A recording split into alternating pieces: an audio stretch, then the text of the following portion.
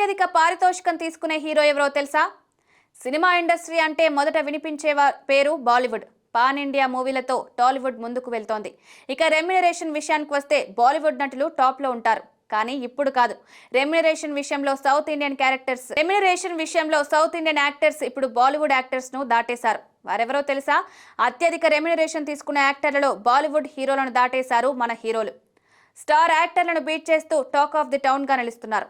Top లో Tollywood icon star top 1 లో నిలిచి తెలుగు సినిమా క్రేజ్ ఏ రేంజ్ లో ఉందో చెప్పకనే చెప్తున్నాడు.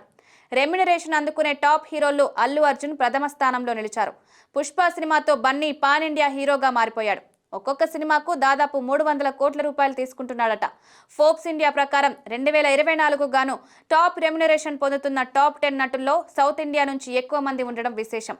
భారత్లో అత్యధిక రెమ్యునరేషన్ తీసుకుంటున్న టాప్ 10 నటులు ఎవరంటే, ఫోర్బ్స్ ఇండియా ప్రకారం అల్లు అర్జున్ పుష్ప 2 ది రూల్ కోసం 300 కోట్ల రూపాయలు తీసుకున్నాడు.